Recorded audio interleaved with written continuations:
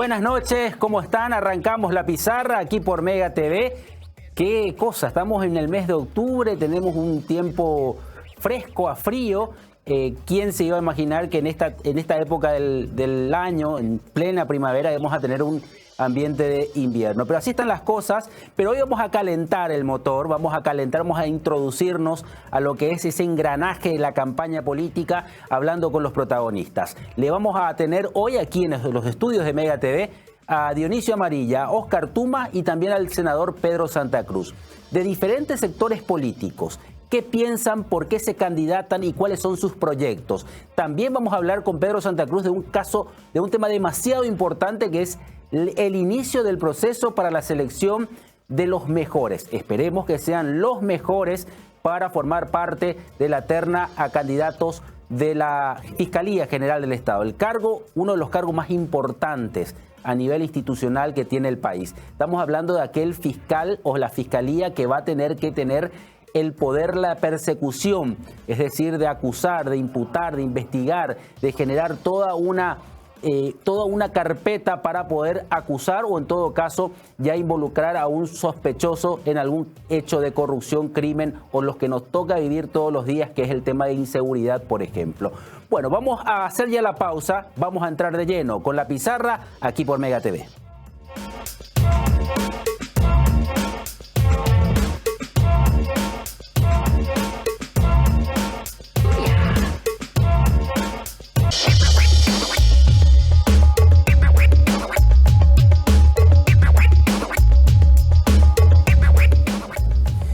Bueno, continuamos aquí en la pizarra por Mega TV esta noche, que nos invita un poco a hablar acerca de las candidaturas a la Cámara de Senadores. Una cantidad de candidatos que se presentan por diferentes listas, cada uno con sus proyectos, con sus propuestas. Pero ¿qué puede proponer un senador para el electorado? ¿Qué es lo que va a buscar una persona para conquistar los votos del electorado siendo candidato a senador? Hoy vamos a hablar con Óscar Tuma, que ya se encuentra aquí con nosotros en los estudios de Mega TV. ¿Qué tal, Óscar? ¿Cómo estás? Buenas noches. ¿Cómo estás, Luis? Un gusto estar acá en tu programa y a las órdenes. Bueno, vuelve Tuma. Vamos a ver. La ciudadanía tiene un gran desafío en estas elecciones. Y vos sabés perfectamente que quien te habla con otros diputados, no solamente del Partido Colorado, sino de otros partidos, desde el 2010 emprendimos una lucha para que se instale el desbloqueo. Con el apoyo ciudadano, el apoyo de los medios de comunicación, en estas elecciones van a ser las primeras elecciones a nivel nacional donde el ciudadano va a poder elegir. Y esto es muy importante porque dentro de todas las listas, incluido la de Honor Colorado, existe gente idónea, existe gente capaz, así como gente corrupta. Pero antes el ciudadano votaba la lista. Y detrás del que encabezaba se iban todos esos impresentables. Hoy el ciudadano ya va a poder elegir. Y es lo que yo digo, elijan a los mejores. Si vos simpatizás con el movimiento Honor Colorado, elegí a los mejores de Honor Colorado. Si vos simpatizás con el oficialismo, elegí a los mejores del oficialismo. Si simpatizás con el Partido Liberal, elegí a los mejores del Partido Liberal. Es la única manera de combatir la corrupción. Cuando nuestros representantes sean honestos y idóneos, ahí vas a poder combatir la corrupción. Así que contento de que seamos muchísimos dentro del Partido Colorado, más de 100 candidatos. O sea, el elector tiene para divertirse, ¿verdad? Y eso es muy importante para sostener una democracia. Bueno, estamos hablando de un objetivo que es la Cámara de Senadores, que es una campaña a nivel nacional, que es diferente a la campaña que venías haciendo, por lo menos en diputados, pero también tuviste campaña nacional, Óscar. Sí. Yo tuve una campaña importante en el 2015, donde trabajamos a nivel nacional, obtuvimos casi 5 miembros de la Junta de Gobierno. Nos fue súper bien, nos convertimos en la tercera fuerza política dentro del partido. Volvimos a un desafío en el 2018, pero la coyuntura y un montón de circunstancias hizo que no lleguemos a la Cámara de Senadores, pero tenemos recorrido a nivel capital y a nivel nacional. Y lo que le digo a la gente, mi gran ventaja es que yo no necesito prometer nada. Yo lo que hago es comprometerme. ¿Y cuál es mi compromiso, Luis? Trabajar en la Cámara de Senadores como lo hice en la Cámara de Diputados. El legislador durante 10 años con mayor producción legislativa y además el legislador que más gente recibía en audiencia. Ese es mi compromiso, así que la ciudadanía tiene que decidir, ¿verdad? Precisamente, la gente que va a ir a votar el 18 de diciembre, ¿qué es lo que tiene que esperar de un legislador? Voy a decir idóneo y no corrupto, ¿verdad? Pero el legislador es el que te consigue trabajo, el que te ayuda a hacer algunas gestiones, el que te hace leyes. ¿Qué es un legislador? Y eso se fue desvirtuando, porque me consta a mí, el Congreso era el paño de lágrimas de la ciudadanía en general. Uno puede decir, la tienda de su correligionario, pero ellos son ciudadanos, así como nosotros estamos trabajando y obligando a atender a la ciudadanía, a los correligionarios, los del Partido Liberal hacen con lo suyo, pero forman parte de una sociedad. Y el paño de lágrimas para proyectos de ley, para tratar de encontrar un lugar dentro de la función pública, una recategorización, un nombramiento. Y eso es lo que hay que combatir. Y yo estoy seguro que a partir de ahora, con el desbloqueo, entramos a modificar eso. ¿Por qué? Porque si vos tenés un legislador que trabaja, va a trabajar en proyectos de leyes que va a beneficiar a todos. Un proyecto de ley que se convierta en ley no le beneficia solamente al sector político del diputado que obtuvo ese proyecto de ley a convertir en ley. Le beneficia a toda la ciudadanía. Y eso es la labor fundamental del legislador, trabajar en proyectos de ley que traigan beneficios a la ciudadanía.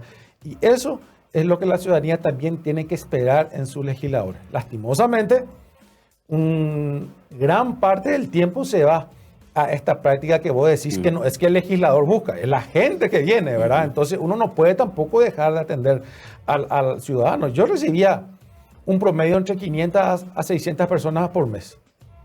Y el 90% era trabajo. La gente quiere trabajar. Esa es la realidad. Entonces la gente no iba a pedir plata, quería trabajo. Es lo que yo hablando con la ciudadanía me daba cuenta de eso. ¿Qué quiere decir? Que si trabajamos en proyectos de ley que generen fuentes de trabajo fuera del sector público, ahí esa gente va a obtener respuestas. Pero tenemos que tener legisladores capaces, legisladores honestos que trabajen en ese sentido, que le escuchen al empresario, que le escuchen a la gente y que a partir de ahí vayan construyendo proyectos que traigan beneficio a los ciudadanos.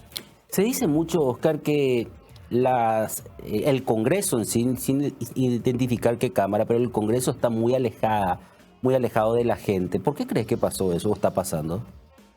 Pasa porque existe una práctica que es lo que también yo, por lo menos en este periodo o en esta campaña, estoy tratando de combatir. Yo le digo a la gente, la salud de tu hijo vale 250.000 guaraníes. La educación de tu hijo vale 250.000 a la semana o 100.000 el día de votación. La seguridad de tu familia vale eso. A todo lo que le pregunto me dicen, no, jamás, ¿cómo va a valer eso? Entonces yo le digo, cuando vos vendés tu voto por 100.000 guaraníes, 200.000 guaraníes, estás vendiendo la educación de tu hijo, la seguridad de tu hijo, la salud de tu hijo, de tus familiares, porque eso es lo que hacemos. Entonces, instalada esa práctica, no existe un compromiso del legislador con el ciudadano porque llegó aportando una suma de dinero o comprando un voto y no con la confianza de la ciudadanía. Entonces, los legisladores que trabajan con la ciudadanía están ellos internamente con el deber de retribuir al ciudadano ese voto de confianza. El que llega porque tuvo los efectivos o tuvo una institución pública a su cargo para pagar dirigentes durante 10 semanas y pagar el día de, ¿qué compromiso tiene? Sí, lo que hizo fue un acuerdo laboral, entre comillas, porque va a trabajar por la gente si al fin y al cabo le terminó costando plata. Entonces, esa práctica es lo que debemos de erradicar. Y yo te vuelvo a repetir, el parlamentario que llega con el compromiso ciudadano, de por sí le escucha a ese ciudadano. Bueno, internas coloradas siempre se dice que son unas internas reñidas. ¿Cómo le ves, o sea, cómo sentís a un partido colorado con estos dos tipos de modelos que se presentan para la candidatura presidencial? Un modelo del cartismo, como dicen, o de Santiago Peña, y otro modelo del oficialismo. ¿Es un modelo que está que puede dividir al partido en sí? La grandeza del Partido Colorado proviene de las internas con fuerte disputa electoral. Eso es lo que hace que el Partido Colorado sea dinámico. El Partido Liberal comenzó a perder fuerza cuando perdió esta práctica.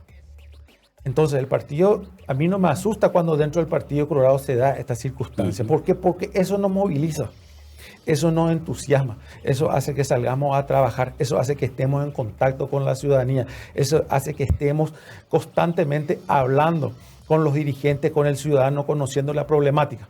¿Por qué? Porque la interna te obliga a eso.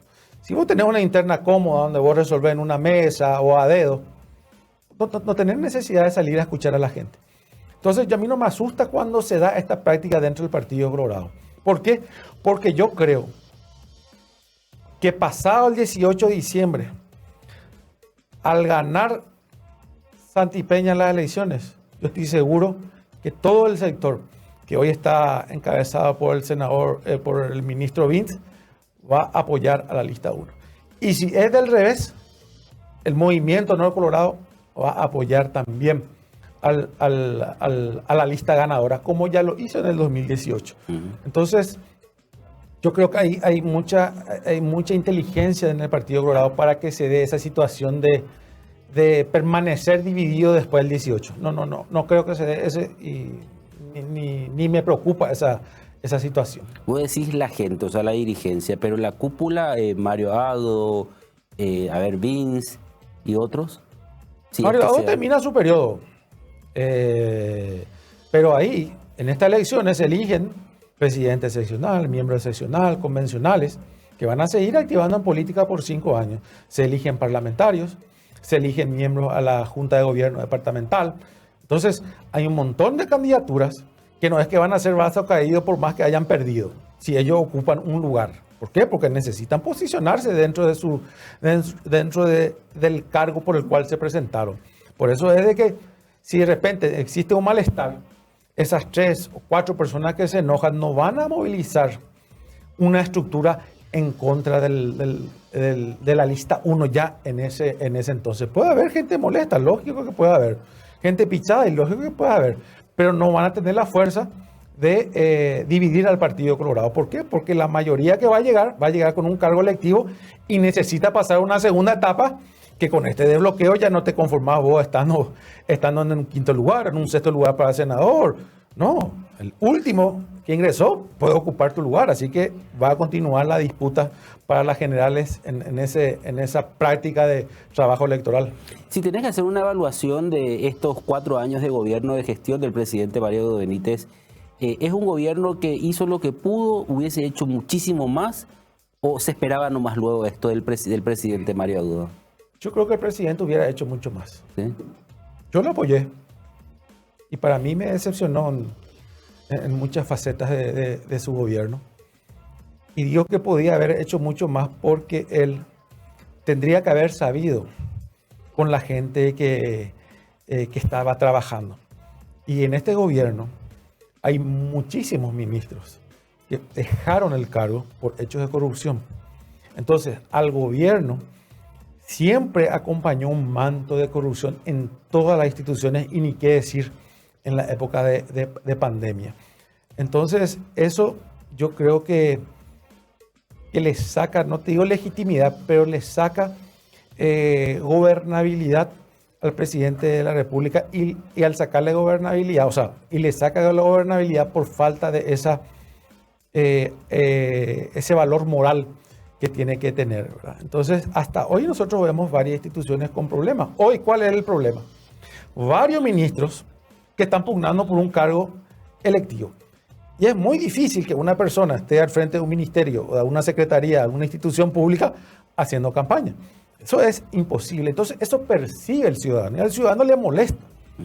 Al ciudadano le molesta esas situaciones. Entonces, eso hace que el presidente se vaya desprestigiando. Cuando él hubiera dicho, Luis, ¿vos querés presentarte? Sí, perfecto, voy a cambiar tu cargo, voy a poner esto, pues yo tengo que salir bien en la calle, tengo que salir por la puerta grande. No podés arrastrarme vos. Anda a hacer campaña, te es capaz, perfecto. Pero esta cartera tiene que seguir funcionando para todos los paraguayos. Y esa visión no tiene el presidente de la República. Los cambios que realizó dentro de los diferentes ministerios donde hubieron hechos de corrupción fueron cambios forzados. Cambios cuando ya la prensa en general se levantó, cuando la ciudadanía estaba a punto de manifestarse. él reaccionaba. Y ni siquiera lo destituía, terminaban renunciando, ¿verdad? Y eso fue desgastando. Entonces yo creo que el presidente hubiera podido hacer mucho más. Y vos me decís, ¿será que él quería o no? Cuando uno es el presidente de la República, se hace lo que uno quiere. No hay, yo no puedo, yo puedo, no me dejan, me boicotean. No existe. O tener la lapicera o hacer lo que te parece. A no ser que hayas empeñado tu libertad. Eso es otra cosa. Pero si vos llegaste libre, con el apoyo popular, con legitimación, no puede el presidente decir, no me dejan gobernar. No tener la lapicera. Al ser presidente de la República, ¿quién no te deja gobernar? Tal ministro.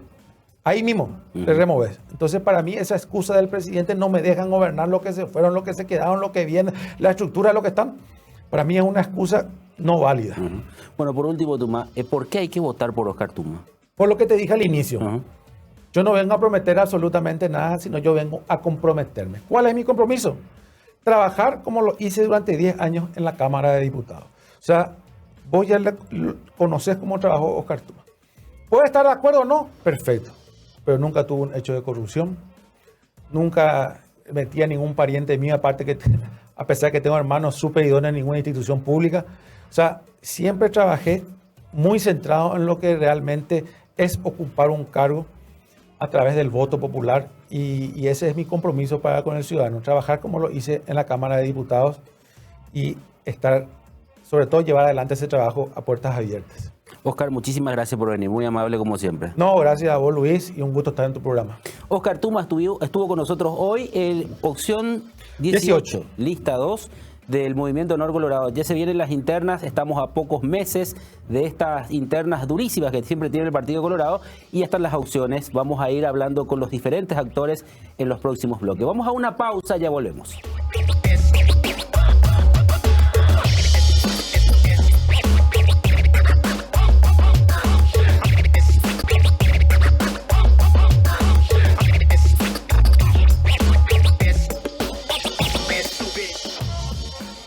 Bueno, sin dudas, estas elecciones que se vienen, que se está generando una expectativa donde hay algunos que buscan permanecer, otros que buscan aparecer y otros que reaparecen.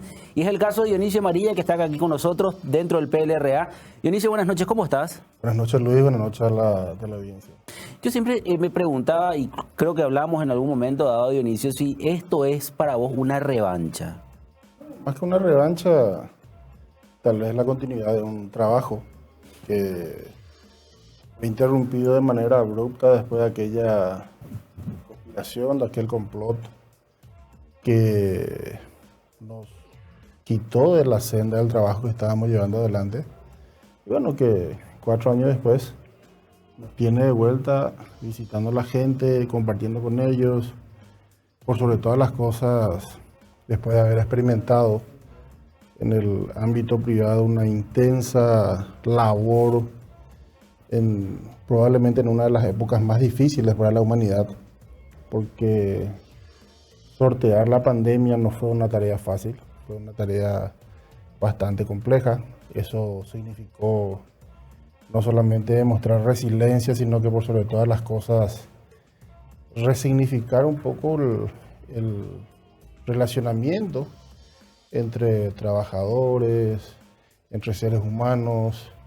Bueno, estamos decididos a continuar con ese trabajo que quedó interrumpido y donde lastimosamente tareas que se tendrían que haber desarrollado nadie los removió, quedaron cajoneados, como la necesidad de discutir de vuelta la reforma del servicio civil. Definitivamente las cajas fiscales están teniendo dificultades, están teniendo problemas. No existen reglas claras de cómo deben ascender los funcionarios públicos, mucho menos está clara la película, si bien hay, entre comillas, concursos para acceder al servicio civil, estos concursos se creen que aún continúan siendo amañados. Sí. Ni hablar de los casos en donde meses antes de jubilarse se dan ascensos del 200 o incrementos salariales del 200 o 300% de los salarios. O sea, estamos hablando de una tarea para nada fácil, compleja por cierto, pero que estamos nosotros dispuestos a encararlos. Y por sobre todas las cosas conocemos qué hacer en ese campo. Y qué decir cuando se tenga que abordar la necesidad de discutir la calidad del gasto público. Hoy, ya prácticamente a mitad del mes de octubre, el presupuesto general de gasto de la Nación está siendo discutido en segundo plano, cuando que la Constitución Nacional le da nada menos que prioridad en su tratamiento y discusión. Le ordena al Congreso de la Nación a que se priorice su tratamiento y discusión, pero como estamos en época electoral, eso prácticamente no importa. Todos los días vemos, escuchamos, por sobre todas las cosas, se manifiesta desde los gremios de la producción y de parte de los contribuyentes que no sería y caería muy pesado, no sería para nada simpático y caería muy pesado que aquello se desconfigure respecto a la programación inicial que fuera remitida por el Ministerio de Hacienda.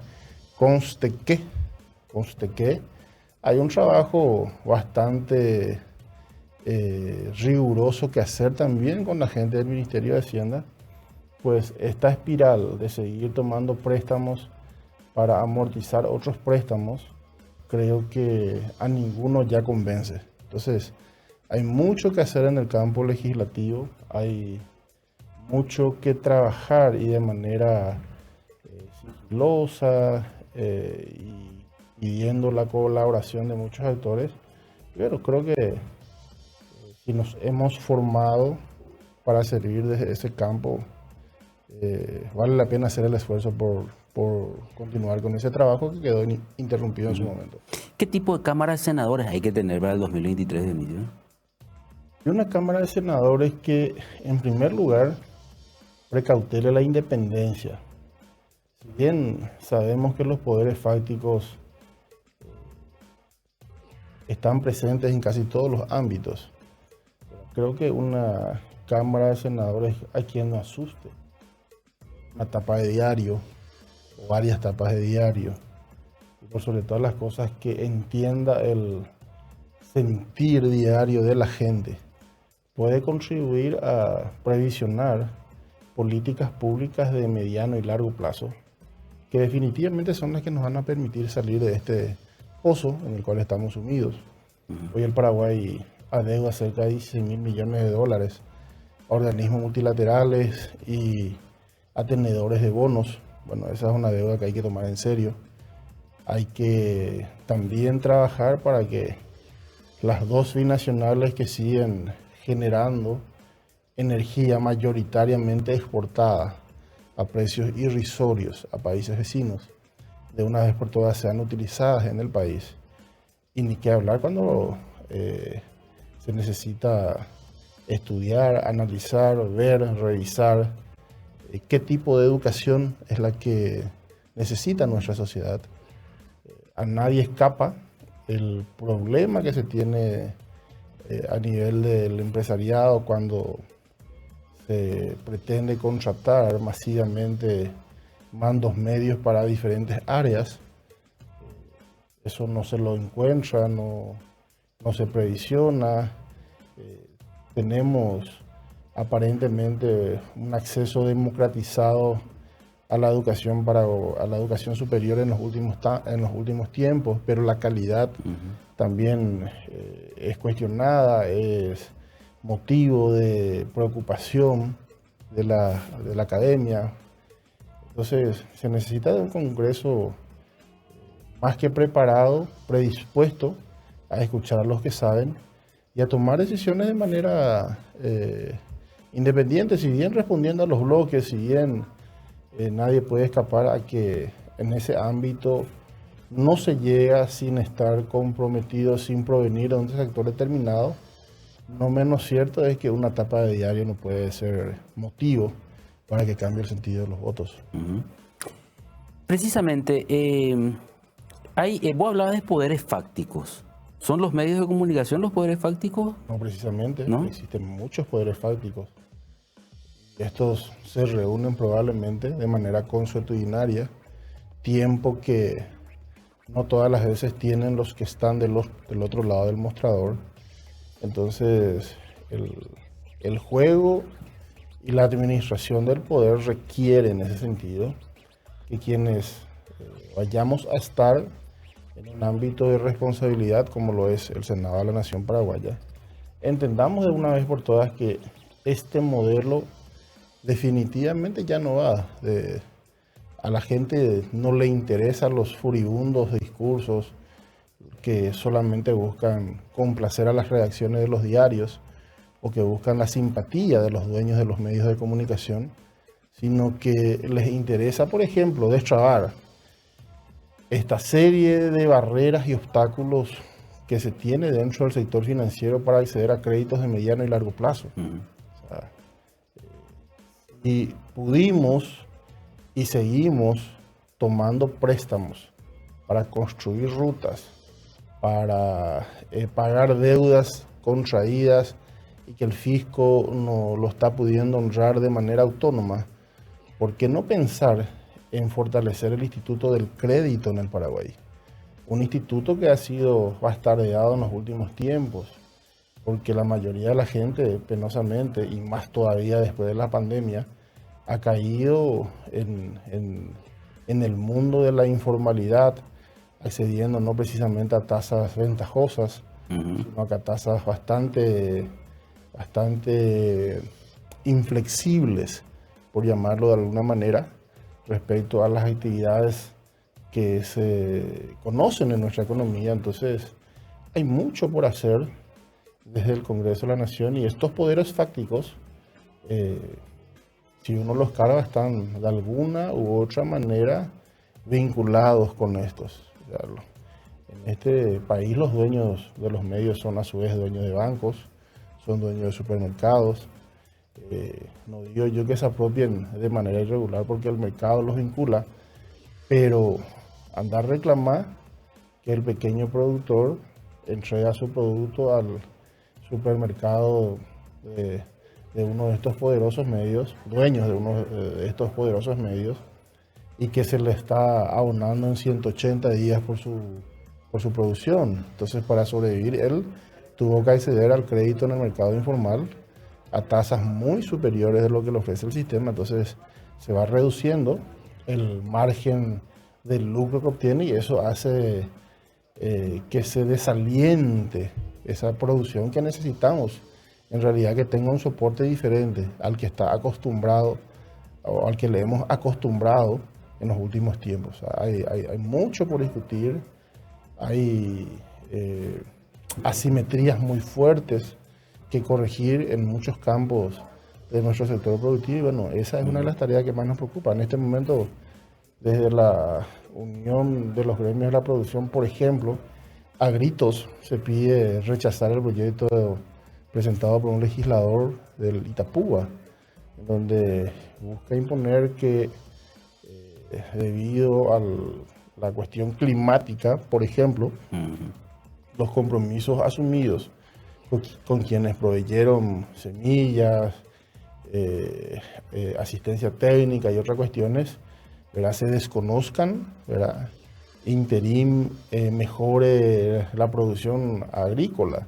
Bueno, algo inaudito, inédito, creo que desprolijo cuanto menos, pero que evidentemente se presta a generar tensiones innecesarias, cuando que en realidad quienes conocen de que estamos en la época de siembra, porque octubre es un mes lluvioso en Paraguay, saben que este es el momento en donde necesitamos de la pacificación y por sobre todas las cosas del relacionamiento armónico entre productor, acopiador, propietarios de silos, exportadores, etcétera, etcétera. Tal situación desde el Congreso se ha tratado de romper, y eso termina siendo perjudicial para la producción nacional. Y vaya a saber qué poder fáctico estuvo detrás de esa iniciativa legislativa. Dionisio, ¿cuál es la diferencia que hay entre el modelo de gestión de Hugo Fleitas y de Efraín Alegre? Hablamos de años luz de diferencia. Por un lado, un una persona que en su paso por la administración de la cosa pública se cree que de no haber tenido de alguna u otra manera la complicidad del órgano de control constitucional, la Contraloría General de la República, no hubiese estado libre, como es el caso de Efraín Alegre. Y que después lo confirma en su pésima administración y gestión al frente del Partido Liberal Radical Auténtico. Ustedes saben de que no solamente hemos descubierto nuestra pasantía muy corta, por cierto, porque después también conspiración mediante con el gobierno de turno, él logró colocar a algunos de sus acólitos en el sector público y obtuvo de esa manera una mayoría coyuntural en el seno del directorio. Y encontramos nosotros en la revisión que hicimos que no solamente el partido está prácticamente con una quiebra técnica, estamos hablando de una deuda cercana a los 40.000 millones de guaraníes, que tal vez se termine honrando ya por el año 2026, ¿verdad? De no contraerse más deudas, cosa imposible de no contraerlo porque tenemos 2 elecciones de por medio a ese periodo de tiempo, las generales del año que viene y las municipales del 2025, y también cuestiones sospechosas como la de haber, por ejemplo, ignorado que quienes han demandado al partido no tienen una solidez patrimonial para poder respaldar esos montos cuantiosos que han reclamado al partido demanda judicial mediante, y que si uno los escara un poco más encontrará que funcionarios públicos de menor cuantía con salario no superior a dos salarios mínimos mensuales, por ejemplo, han demandado al partido por cerca de 1.000 millones de guaraníes. O sea, estamos hablando de una gestión administrativa, financiera y hasta política desprolija, por donde se lo mire, en donde solamente el partido fue utilizado para, de alguna manera, fortalecer su liderazgo, pero que nada ha contribuido, por ejemplo, a generar un bálsamo en los espíritus de los otros partidos de la oposición, y que finalmente terminó debilitando la concertación. Una concertación que para nosotros era la herramienta estratégica para construir sin prisa, pero sin pausa, la llegada al poder en el 2023. Bueno, Dionisio, muchísimas gracias por estar aquí con nosotros en La Pizarra. ¿Vos estás encabezando la lista 22? Sí, soy precandidato a senador número 1 del equipo que hoy lo conformamos, el sector del senador Layano, del doctor Hugo Fleitas y de otros amigos, ¿verdad? Del sector disidente de Efraín Alegre. Nuestro equipo se llama Nuevo País, lista 22, y soy la opción número 1. Yo, bueno, aprovecho este espacio para pedirle a la gente que nos pueda acompañar el próximo 18 de diciembre. Gracias, Dionisio, muy amable. A vos, Luis, y muchas gracias a este medio de comunicación, y espero que no sea la última vez que nos inviten. Así será. Bueno, vamos a irnos a un breve corte, ya volvemos con más La Pizarra.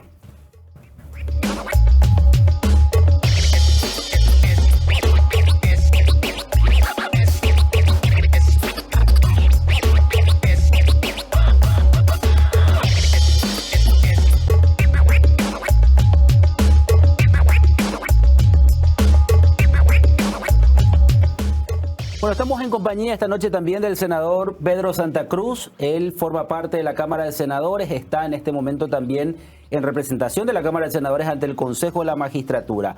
Un consejo que resolvió precisamente dar ya trámite a lo que es el proceso de selección para la terna de fiscal general del Estado, que ya tiene su proceso, ya tiene también todo lo que significa la organización de cómo se va a llevar adelante este periodo de selección de las 3 personas que van a formar parte de esta terna.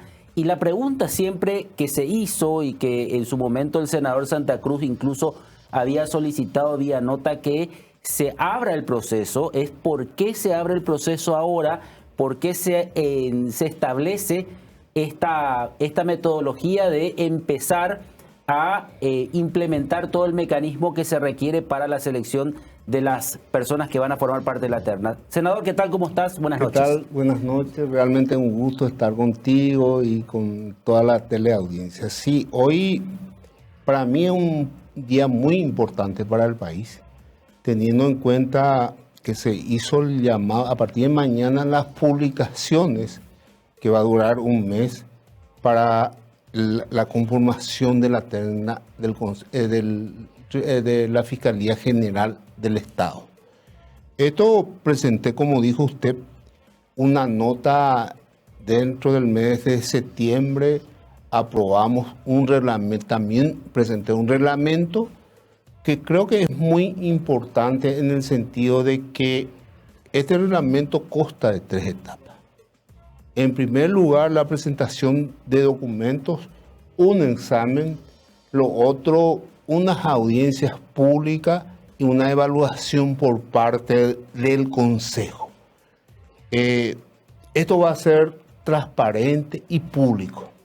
En ese sentido, le pido a la prensa acompañar este proceso, también a la ciudadanía, porque va a ser abierto a todos los ciudadanos.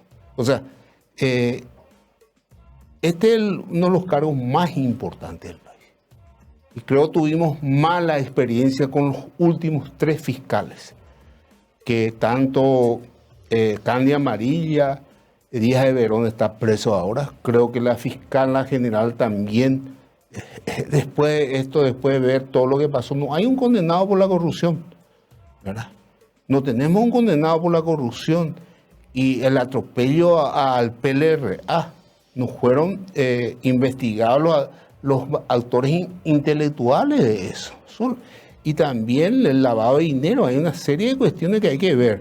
Por eso decía, nosotros necesitamos un fiscal general que responda a la sociedad, como lo dice la Constitución Nacional, que vele por el patrimonio público.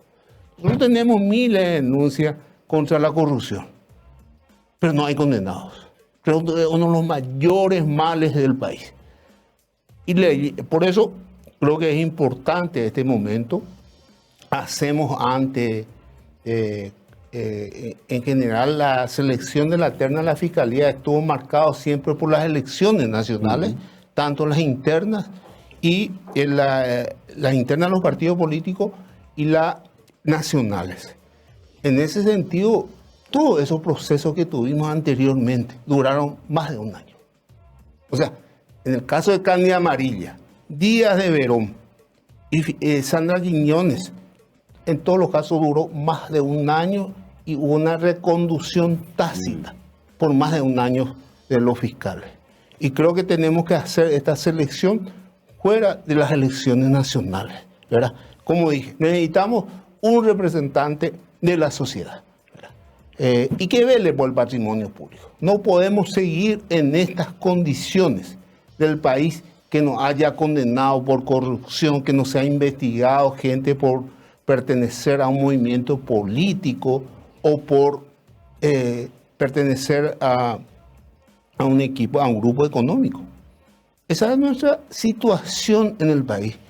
Y siempre digo esto en ese sentido. Uno de los problemas para que vengan inversionistas, que siempre dice el ministro Jiménez, nadie no quiere venir porque siempre se va a exponer y le pregunta al país. Y uno de los mayores problemas que tenemos es el Poder Judicial en general, el apriete del Poder Judicial. No solamente los fiscales, también de miembros de la Corte, miembros del jurado. Y creo que hay que, en este momento, insto a la ciudadanía a participar del proceso, porque está previsto la participación ciudadana en todo el proceso.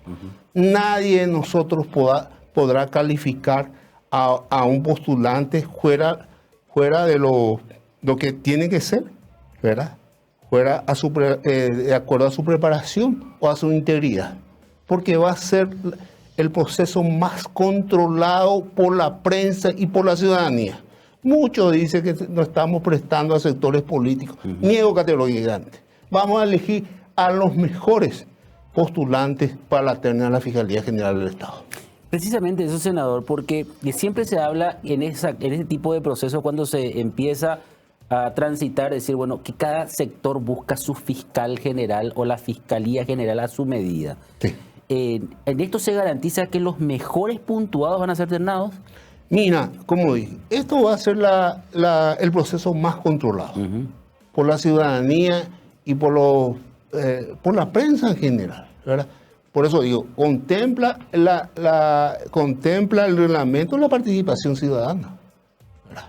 Y cada uno de nosotros, los miembros del Consejo, tenemos que fundamentar públicamente nuestra calificación, ¿verdad?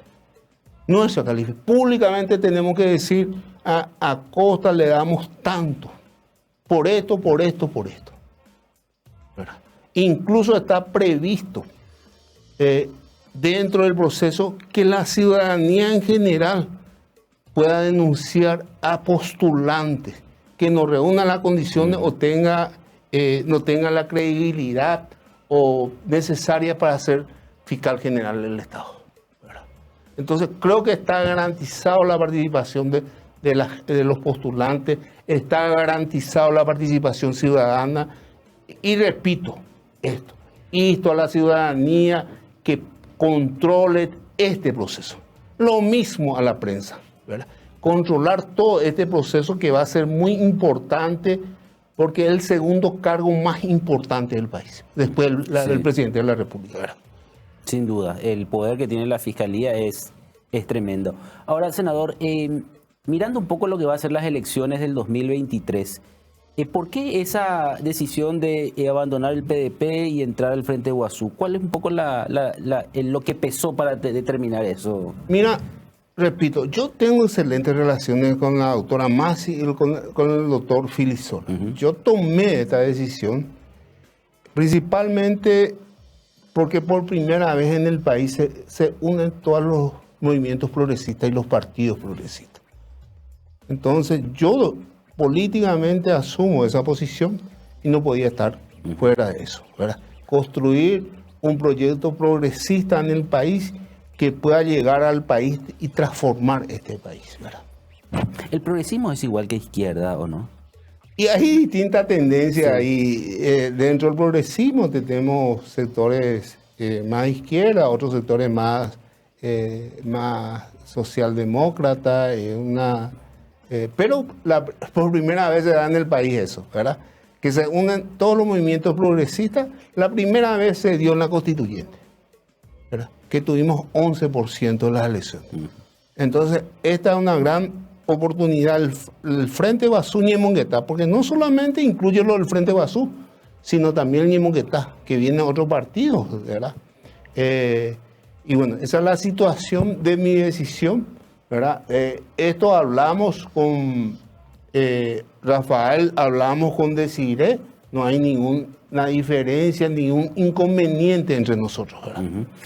Senador, se te identifica mucho por reivindicar siempre a los sectores campesinos en busca de la titulación de tierras y de las tierras mal habidas. Eso incluso te llegó a enfrentar políticamente con sectores dentro de la Cámara de Senadores, que es Patria Querida, ¿verdad? ¿Vas a seguir con esa línea? Mira, sobre todas las cosas quiero aclarar. Creo que el país necesita la agricultura familiar campesina. En los enfrentamientos que se dieron dentro de la Cámara, los debates que se dieron dentro de la Cámara de Senadores, porque hay que distinguir una situación que se da en el país. Nosotros tenemos la tierra mal adjudicada o tierra mal habida, pero hay otra cuestión importante. Tenemos más de 1 millón de hectáreas de tierras públicas que están en manos de un grupo de personas. Y entre ellos está la de Antevicue, más de 300.000 hectáreas, ¿verdad? También tenemos dentro de eso los asentamientos campesinos que se fueron abandonados tanto en Alto Paraná, Canendillú y toda esa zona del este del país, que son de más de 1 millón de hectáreas. Y esas tierras son del Estado paraguayo, fueron compradas por Linder. Y con eso nosotros podemos hacer la reforma agraria, sin costo para el país. También están las tierras de Senavico, O sea, no hay necesidad de comprar tierra. Con esas tierras que son del Estado y que fueron compradas por el Estado paraguayo, nosotros podemos hacer la reforma agraria y no tener estos conflictos de tierras que tenemos, ¿verdad? Creo que es importante aclarar eso, porque en general se presenta como una cuestión de la posición que tenemos como una posición de enfrentamiento. Lo que hacemos es defender lo que es del Estado paraguayo. Y el Estado paraguayo compró esas 1 millón de hectáreas que están son informes del INDER. No digo yo Pedro Arturo Santa Cruz, sino dice el INDER en un informe, ¿verdad? Es importante aclarar eso porque creo que es importante, con eso nosotros sin costo prácticamente, sin comprar tierra, podemos hacer las reformas agrarias. ¿Es una cuestión de voluntad política nada más o hay una voluntad de sectores económicos que impiden eso? Yo creo que estas tierras están en manos de sectores económicos. Fuertes. Fuertes, grandes, ¿verdad? Por decirte, las tierras anteriores están en manos de un grupo de personas, incluso relacionados a gente que no se dedican a actividades tan santas, ¿verdad? Y eso nomás yo propuse dentro de eso, dentro del debate, que muchas veces se tergiversa mi posición, ¿verdad? Creo que es justo, compramos todos los paraguayos esas tierras, ¿verdad? Y podemos nosotros darle una salida a la problemática social, a los conflictos, a una serie de cosas, si realmente el Estado, ¿verdad?, tiene la voluntad política de darle salida con esas tierras a los sectores campesinos, a los sectores indígenas también, ¿verdad? No solamente campesinos, sino sectores indígenas, ¿verdad?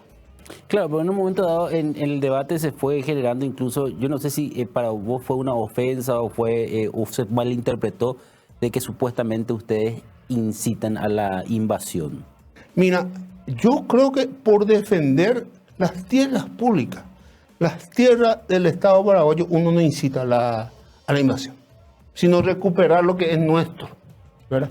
Yo creo que, y digo más esto, ¿verdad?, como ellos no tienen el título de propiedad de estas tierras, ¿verdad?, creo que la razón fundamental de la ley Riera Zavala, creo que firmó Baqueta, creo que firmó Kemper también, de los 4 años, que sea un crimen, la cuestión de invasión de tierras se va hacia ahí.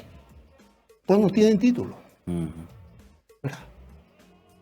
De esos 1 millón de hectáreas ellos no tienen título, son del Estado paraguayo, eso es lo que hay que entender, ¿verdad?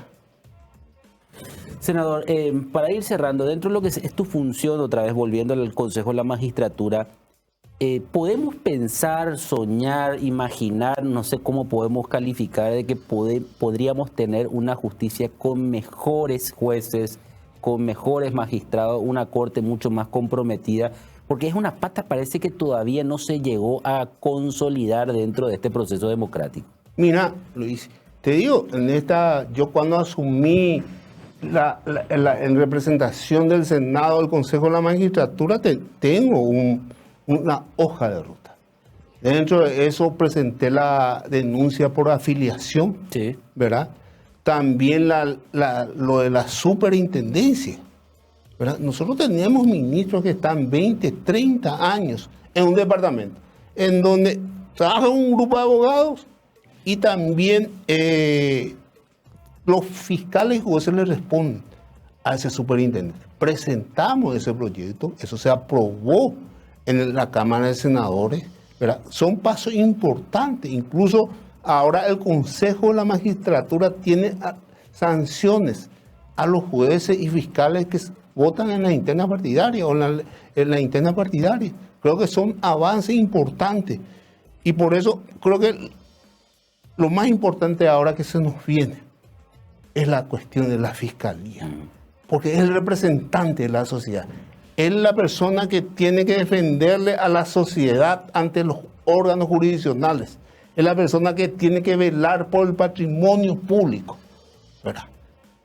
Y insto que esta cuestión del sistema judicial en general, porque ahí también están los aprietes del jurado de enjuiciamiento de magistrados.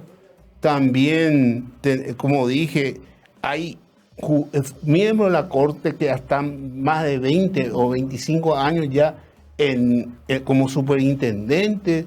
Y en general, digo, esto muchas veces creo que nosotros los políticos venimos a proponer esos cambios en el Poder Judicial.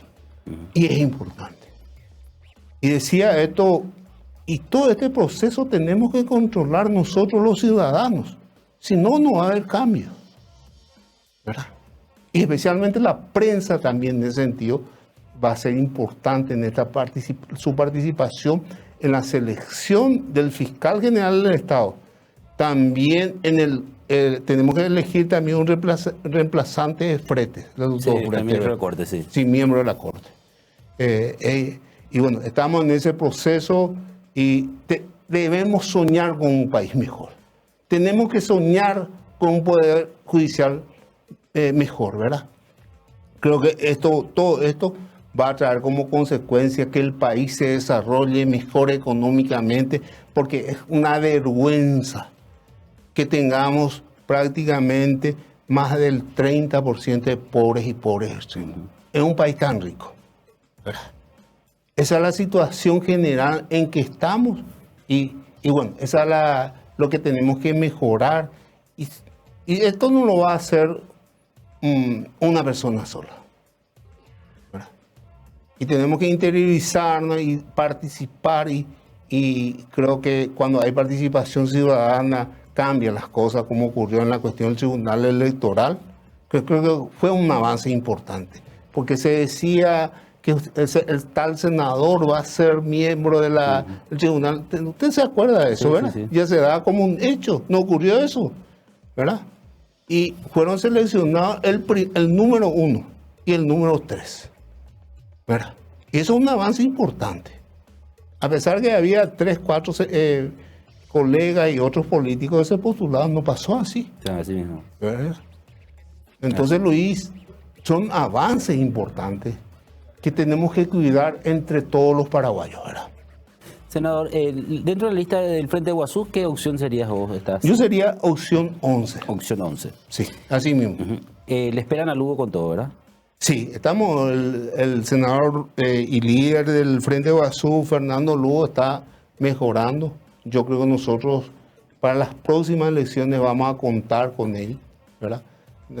Y va a ser importante el aporte, pues tiene el respeto a la ciudadanía, una cuestión de Lugo también, que en general es muy respetado en el país por lo que fue su gobierno, ¿verdad? Senador, muchísimas gracias por venir. Vamos a seguir hablando en las próximas semanas seguramente para darle continuidad a esto que se viene con la Fiscalía. Muchísimas gracias. Gracias a vos, Luis, y insto a la ciudadanía a participar en esta selección de la Corte y a la prensa también, de la Fiscalía General del Estado y de la Corte Suprema de Justicia. Muchísimas gracias. Gracias a vos, Luis. Estuvimos con el senador Pedro Santa Cruz en la noche aquí en La Pizarra por Mega TV. Cerramos esta edición, nos reencontramos el próximo lunes.